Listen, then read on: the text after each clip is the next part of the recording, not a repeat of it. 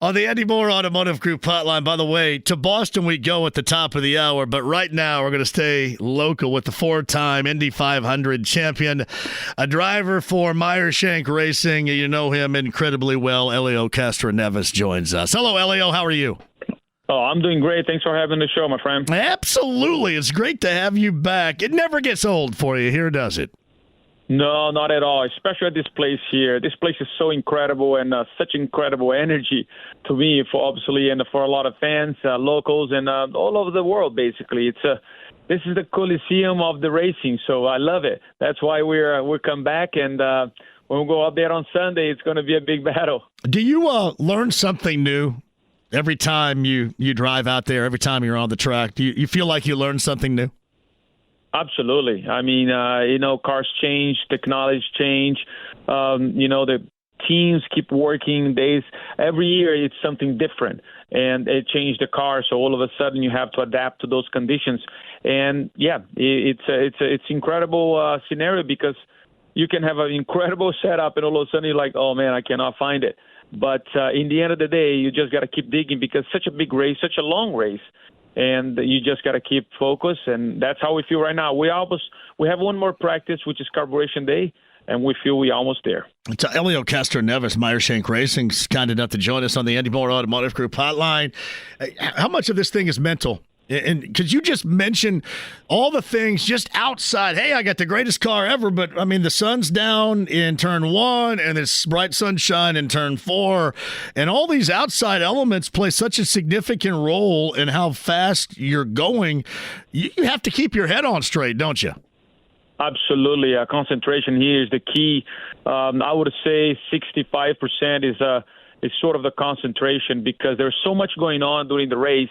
And, of course, the team is extremely important if they put you in a different position, whether it's the front or the back. You got to make sure that you know very well what your car can do.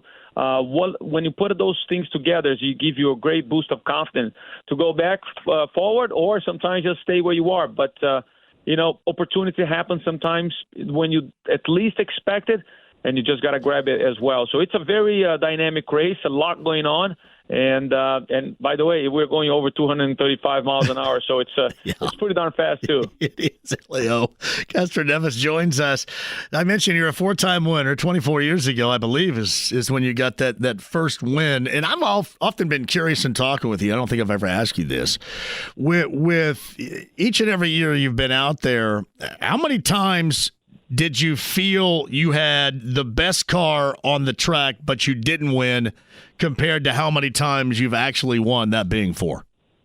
I would say at least 3 times. I have the best car, and we're able to execute. We finished second, which is a shame, because obviously we would be sitting here talking in a different situation. However, this is the race, the track picks who's going to be the winner, and you got to put yourself in the right place at the right time as well. So for sure, it is a place that, you got to respect a lot.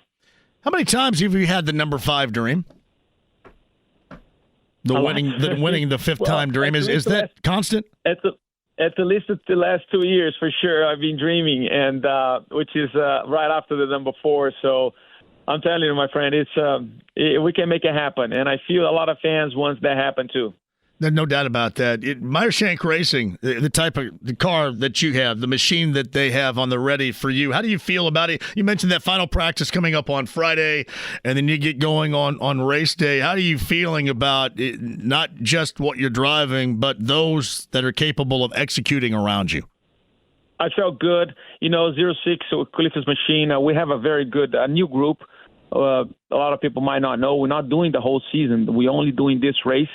And I became a minority owner of the Meyer Shank Racing, which is a great opportunity. I can't thank enough Mike and Jim Meyer as well for offering me this opportunity. And, that's the reason I said, this is a good one. So the group did an amazing job.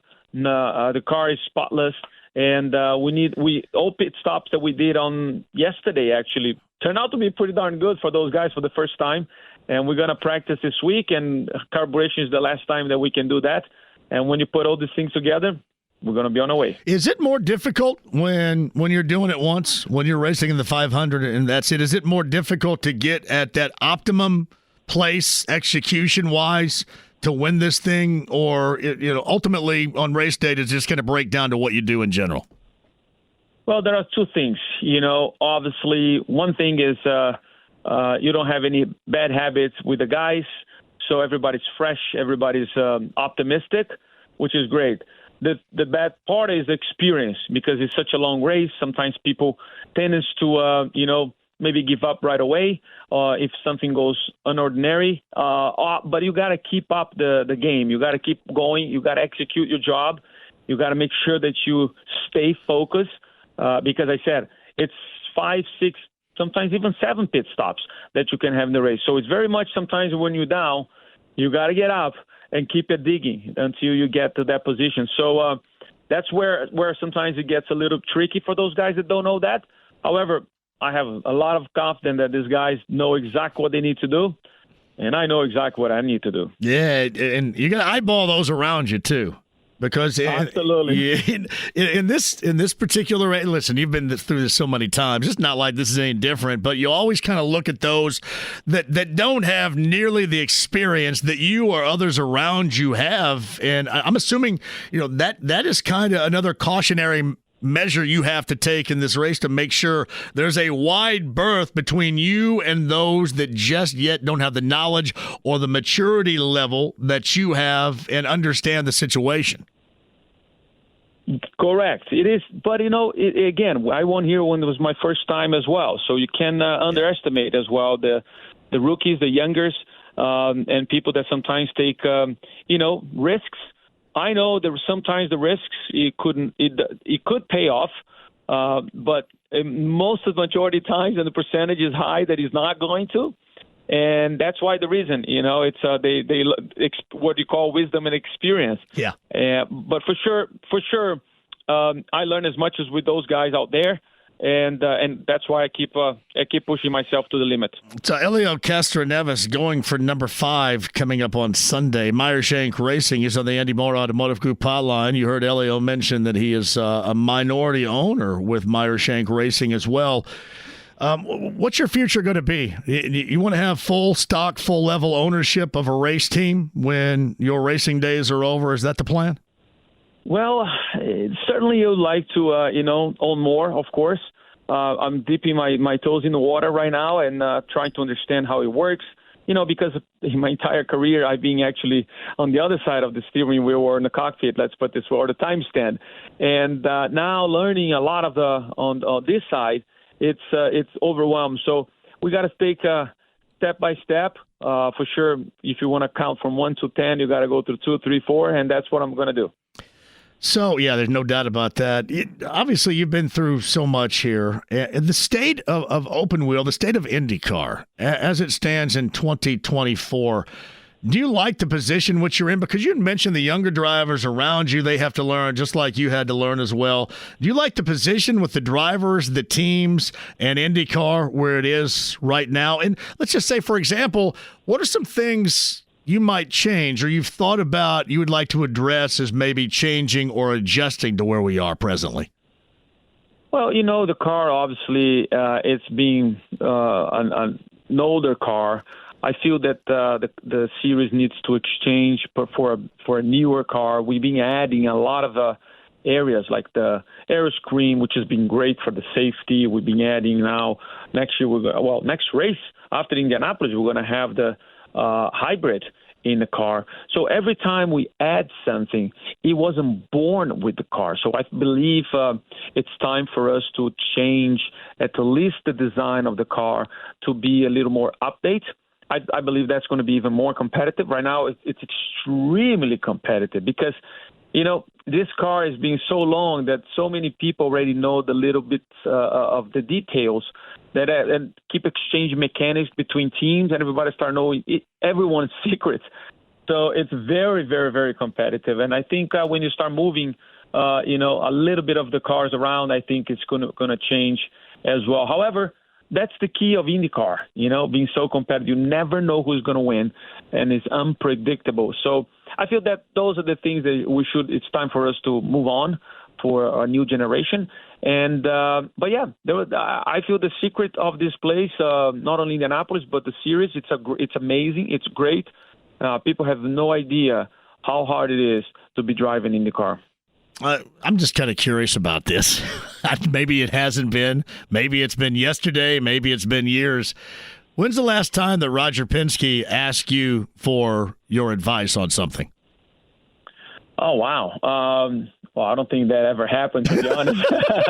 I'm always the one asking him for advice. So, but I tell you what. Well, he should, though. I mean, you've got the experience. You just mentioned you've got the experience. And I think that, and this is me talking here. I just think those with your type of experience would profoundly understand what it takes to continue an upward mobility with the series, with the Indianapolis 500, as you mentioned, with the car and all that gives it a level of interest, not just now, but going into the future.